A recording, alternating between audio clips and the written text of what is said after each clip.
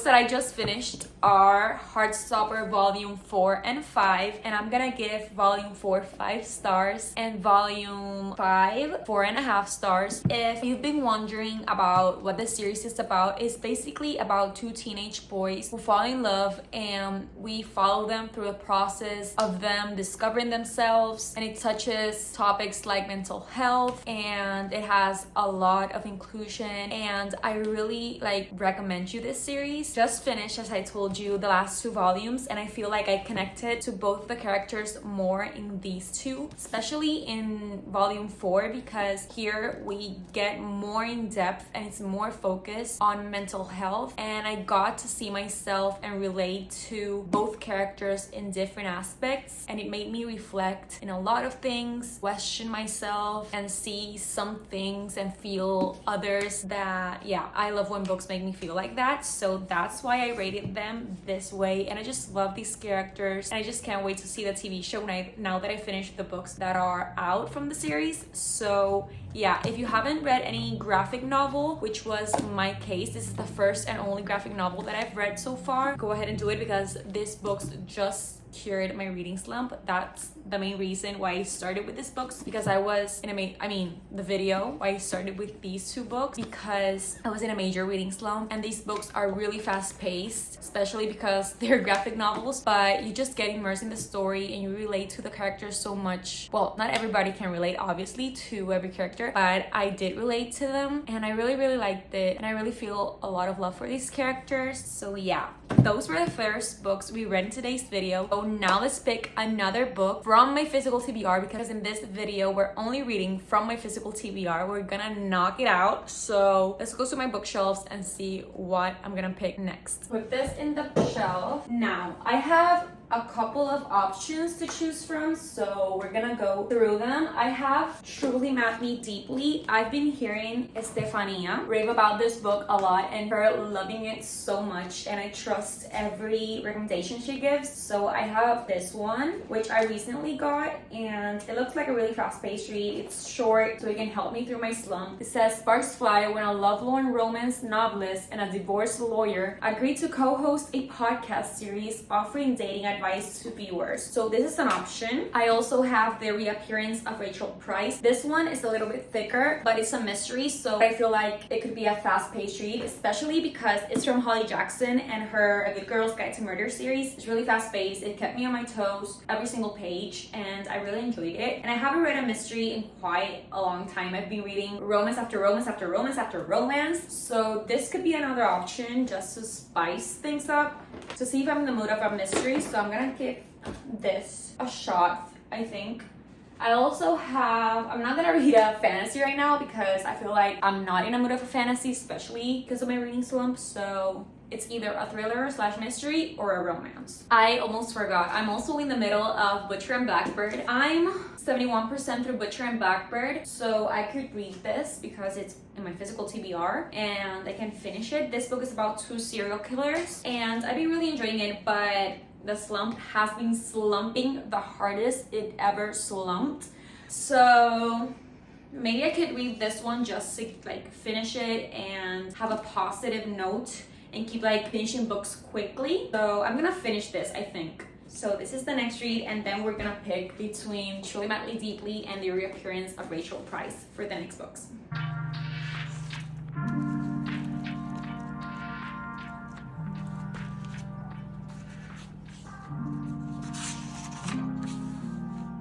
Okay, I remember why I decided to put this book to the side. It was because some chapters are pretty long, and when I'm slumpy, long chapters put me off. It always puts me off, but more if I'm in a slump. I'm gonna pause this one, and I think I'm leaning towards The Reappearance of Rachel Price, because maybe if I change the genre and stop reading romances back to back, I can be more motivated to read. So I'm gonna pick up The Reappearance of Rachel Price, and I'm gonna start that one, and once I gather what the book is about, I'll let you know, because I have no clue what that book is about. Only that Rachel Price came back, but who is Rachel Price?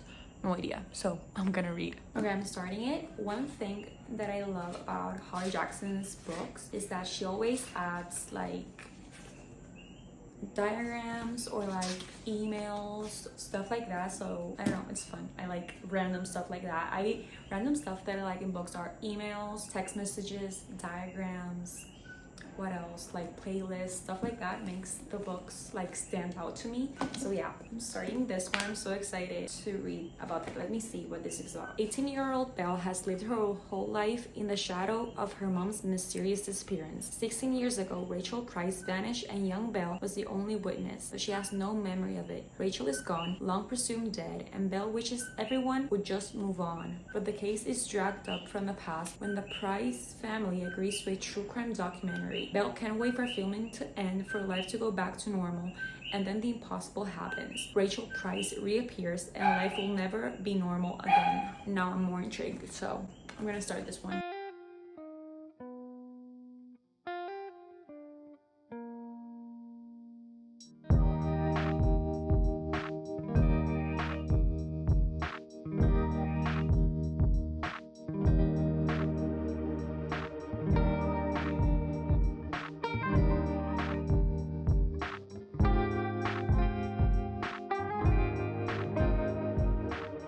Hey guys, so last night I think, or 2 nights ago, I don't remember, but I finished the reappearance of Rachel Price. I decided to give this book 4 stars. I really enjoyed it. I feel it's not my favorite Holly Jackson book, but I prefer this one over 5 Survive. A Girl's Guide to Murder is still her top for me, especially As Good as Dead. My favorite 5-star reads. 5 stars for that book. And yeah, I told you that this book was about Belle and her mother who disappeared, literally leaving no trace behind. There was never a body found or other clues or anything. She just disappeared, and Belle was just like 2 years old, so she was really little, and she was with her, but of course she didn't remember anything because she was so small. And 16 years later, Belle, her father were filming a documentary about the disappearance of Rachel Price because they needed the money, and one random day Rachel Price decides to come back. And yeah, we follow all of that. She doesn't believe certain things because Belle obviously decides to take on the detective role and decides to investigate a lot of stuff. Kind of guessed the plot twist, especially like certain elements of the plot twist I did guess. However, I feel like it was a good plot twist and it was a good pacing, but I feel like it should have been a shorter book. This book is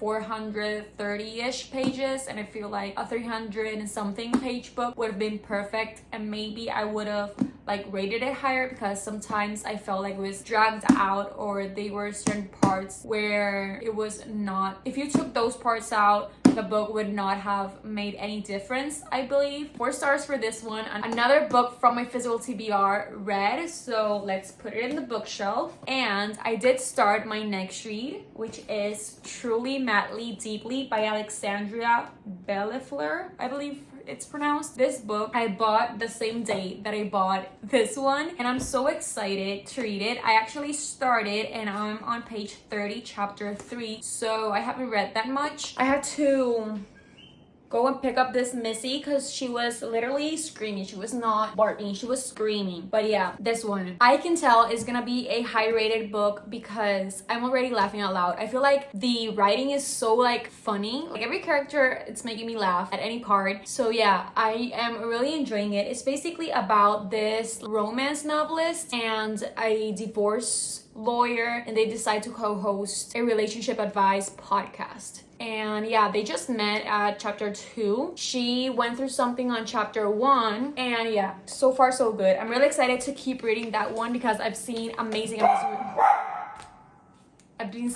reviews. So sorry for Chai. I'm gonna keep reading, and I'll be back when I have more thoughts.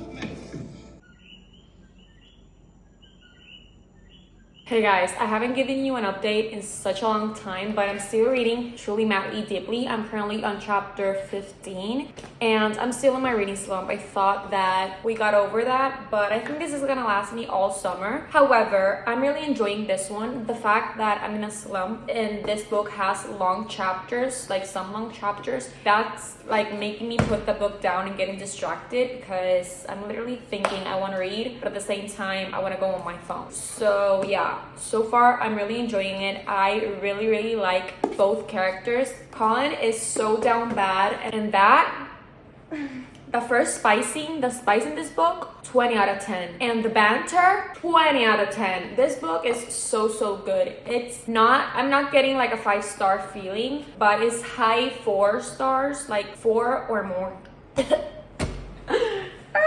It's 4 or more. And yeah, I'm really liking it. So yeah, I don't remember if I told you what this book is about. I don't remember. My plan is to finish this one today because I've taken so long, almost a week at this point, because this weekend I didn't read a single page. I was working at the Bad Bunny concert here in Puerto Rico, and the first night I got to stay and watch the whole concert. Let me tell you, if you haven't went to a Bad Bunny concert in Puerto Rico, you haven't went. That concert was amazing. The energy, the crowd, all the songs that he sang. He invited so many artists, and just the crowd, yeah, I really liked it. Anyway, not the point. I'm still reading this and I'm gonna continue reading. My plan is to finish this today. So I have a little over 100 pages. So I'm gonna go read and I'll give you my final thoughts once I finish this book.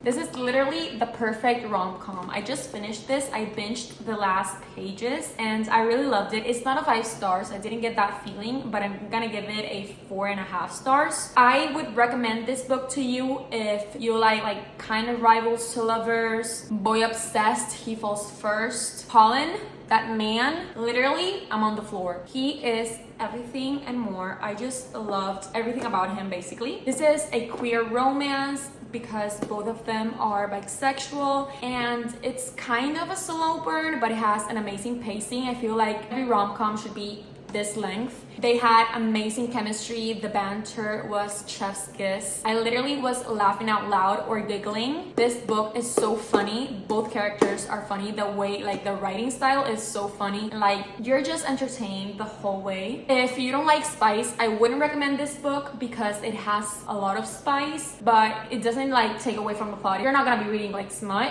It's literally has its own plot, and yeah, the spice, it has like 4, I think, right? 4 spice scenes, and the spice, literally so hot. Yeah, if you don't like spice, I wouldn't recommend this book to you because the spice is spicy.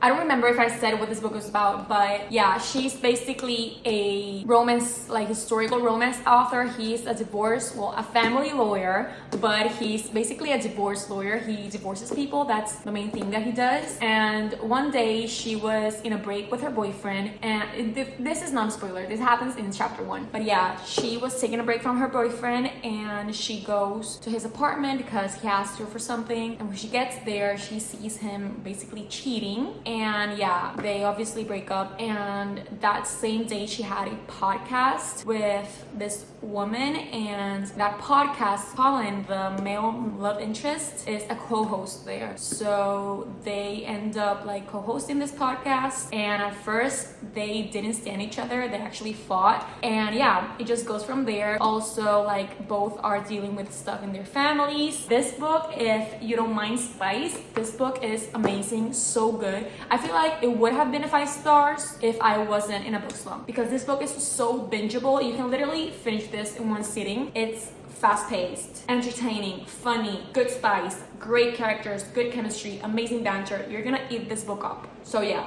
100% recommend this one. Okay guys, so at the beginning of the video, we had 58 books in my physical TBR, and we got to knock down 4 of them. So now we have 54 books on my physical TBR. We first started with Heartstopper Volume 4, my favorite out of the series so far. I gave this 5 stars, and then I read Volume 5, and I think I gave this like 4.5. Then we read The Reappearance of Rachel Price. I still stand by 4 stars. It is a good book, but I still like A Good Girl's Guide to Murder better. But this one is better than 5 Survive in my opinion. And lastly, 4.5 or maybe 4.75. I think a 4.5 for Truly Madly Deeply. I 100% recommend you all of the books that I read in today's video. If you have to take one recommendation, is start the Heartstopper series. If you haven't read a graphic novel, it doesn't matter because this one is gonna make you fall in love with the characters so much. I hope you enjoyed today's video. I'll see you in the next one.